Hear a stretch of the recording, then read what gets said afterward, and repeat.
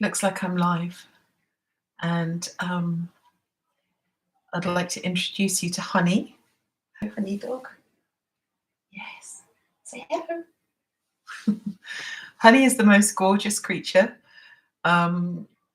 She is definitely an old street dog from Romania because she prefers to eat out of the trash can rather than, well, she'll eat anything, frankly.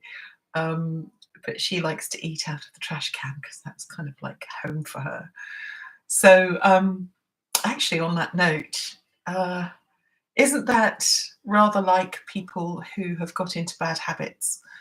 You try some nice organic food for a while, or you try this for a while, or that for a while, and just go back to eating out of the trash can because that's what you know as something comfortable. So for the past 3 months, I've been out of my comfort zone completely on one level, in one respect. And it's been a great experience to work that hard because it means that I've had to be on it, spiritually speaking, all the time. But when you raise your vibration and you're in a space where you have to be centered and you have to be immovable, it's like unless you have time to recalibrate and to rest and to come away from people's problems and actually go and decompress in nature, there isn't really enough time to perhaps deal with your own stuff that you have suddenly noticed might be coming up. For me, what happens is that if I don't look after myself, if I don't have enough time to just rest and just not do anything, to be in the empty box, to be just staring into space and not really wonder why, just because I'm just staring into space in my nothing area. It's not just men that have the empty box, it's women too. Yeah. And if you're working like back to back, back to back, back to back, back to back, back to back. And the good thing about that is that what I have found is that it's confirmed so many things for me. So the first thing is that 90% of people that I have dealt with from a therapeutic point of view over the past 3 months have the same problem. And it's the same problem universally. And when you take away the anger, you take away the pain, you take away this, and you take away that, it all comes down to one thing, and that's fear. It's fear, fear, fear, fear, fear, fear, fear. Fear of being unwell, fear of being successful, fear of not being successful, fear of not having any money, fear of not being able to do this, not being able to do that, not being beautiful enough, not being skinny enough, not having this, not having that, blah, blah, blah, blah, and it goes on. And then it's the fear that things won't change. It's the fear that whatever it is that the trauma will happen to them again. Well, what's happened with trauma is that it's infiltrated the biofield. It's leaked in. It's punched its way in, perhaps, to the biofields, to the energy centers, to the heart, and into the mind, and made an impression in the mind that is on repeat. And so it doesn't really matter whether the person is having treatment, for the physical body or whatever. If that thing is either consciously or subconsciously replaying, forget it. It's over. It's finished. So it's like, I believe, and I might be wrong, I'm postulating here. I know that NLP inventors think this, but it's like you don't actually need to examine the trauma itself. You don't need to go over every fine detail and go, here we go again, repeat, repeat, repeat, and bring it into the present moment and say it again and tell everybody, and oh dear, get the violin out. And yet, it's like, it's a decision. It's like, are you ready to let go of the trauma? Yeah. Do I need to know what that trauma is? No, I don't. If you're ready to let go of it, let go. Don't fish it out a month later. You see, that's the thing. That's what we do, is we let go of it all. And then we think, oh, I'm not very comfortable with this. I don't know what to do now. I don't know how to rebuild myself or rebuild my life. And so I'll just go and fish out what I know. I'll just go and fish out all the problems again and all the trauma again and put it back in, because it's very uncomfortable, it having been taken out. So that's what people do. They go and they fish it out again and they put it back in, and then they're stable again because they know where they are.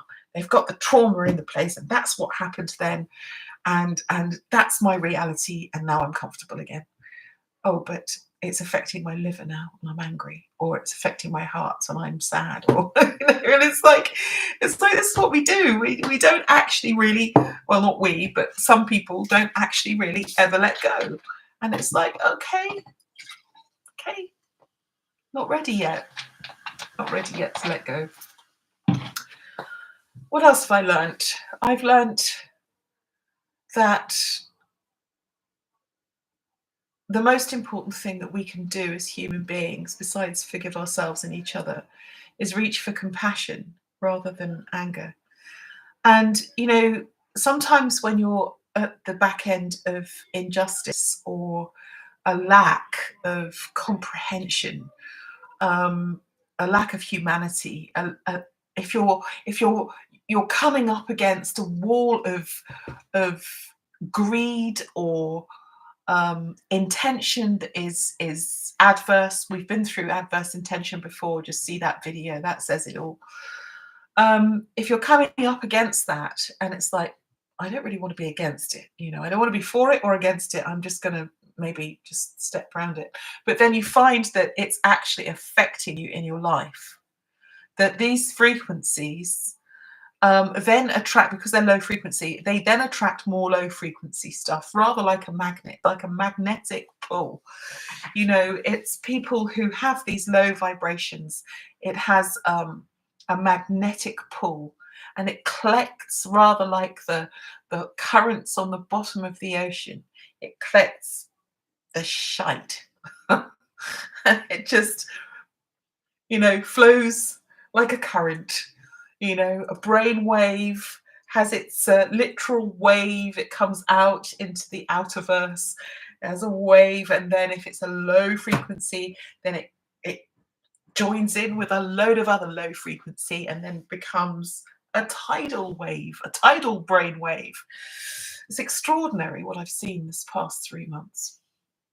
If you enter, this is science fact, if you enter a group of people that have been together for longer than 6 weeks and you're the stranger, it's pretty much certain that they will not accept you. It doesn't matter what you do, because, you know, it's like there's a pecking order, whatever that is, a pecking order. There's a lot of pecking going on as well. If you can see that, well, you know, it's like, it makes sense, doesn't it? If you're moving into a new situation and there's this barrier, there's a barrier of thought and vibration and stinking thinking and all of that stuff. Oh my gosh. So what do you do? What do you do with that energy? You know, well, for me, here's my little example. I got a little pin and I pricked it. I got a little pin and I pricked it, and I pricked that energy and it leaked. And, you know, when you do that, usually people get pretty angry because you've seen them, you've spotted them. And then when you stand up for yourself in that situation, guess who gets covered in the crap? The one who's standing, because everyone else is flat on the floor paying homage to the floor, and you're the one that's standing. Yeah. So that's fine. That's absolutely fine. I'm still standing. Except I'm 180 degrees in the opposite direction. I think the thing is that you've got to know when the changes are coming, and you've got to know when to walk away and to look after yourself and to remember who you are and to love yourself for all your flaws. Yeah, I think that's really important.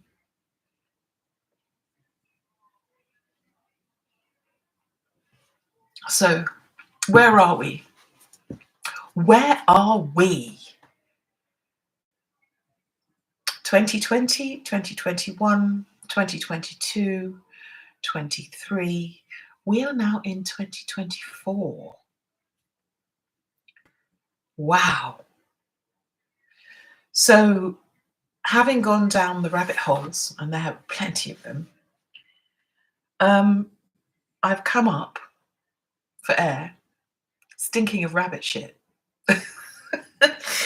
and, and I have found that it's all an illusion. It's all an illusion. And it doesn't matter which way you go, which side you're on, it's an illusion. And the truth is something else, if there is what you can quantify as truth. So, for example, let's just take the ascension process and Dolores Cannon. Let's take Dolores. Now, she's no longer with us. I've listened to a little bit of her stuff, and I just can't. I can't listen to Dolores because the only truth about Dolores is that she has a perception of what she believes truth is. So I think it's really important to give people the respect so that they can believe what they want to believe. But belief is very different to knowing. It's very different in vibration. So if you know something, you kind of know it, and it's like, well, it's different to believing. So, maybe she knew something, and maybe that was her truth, and maybe that's her trajectory. Let's put my teeth in. But it's not mine. You see, because the thing is, if we're speaking this present moment into being, then none of that stuff is true unless we make it so. I mean, that's so deep when you really think about it. It's really, really deep. Because in that sense, nothing's happened. So we're going to the place where everything isn't again. And we're coming from the intangible to the tangible. And in order for people in 3D to comprehend things that are outside of 3D, it's like you have to put them in some kind of linear fashion. But if you can allow your mind to stretch beyond, go into the empty space, to the place where things are not, then the perception is very, very different. And you can't quantify in the same way. And it's just different. And I think the hardest thing for me is to find other people who comprehend where I'm coming from. So it's really nice to hear from somebody today. Someone sent me an email from California, or was it Carolina? Carolina. That was really nice. So thank you for that. You know who you are. And it's really nice to communicate and reach out. So do feel free if anything that I have said today actually resonates with you, because it is a huge transformation and huge transition that we're all going through. And especially my generation, because, I'm now kind of in the throes of my second Saturn return. The first one was really hard. This one's great. I'm really enjoying it. But it's noticeable. The energies are noticeable. So good old Saturn in Pisces. So any astrologers out there who comprehend, the multi-dimensional geometric shapes of the angles, then please do get in touch. It would be nice to talk to you. So yeah, wishing you a lovely weekend. It's not Mother's Day until the 21st. And the 21st is a very, very special day for me because it's the day that I set my mother free. And it's the day my book was released last year. And it's the beginning of spring. So until then, I wish you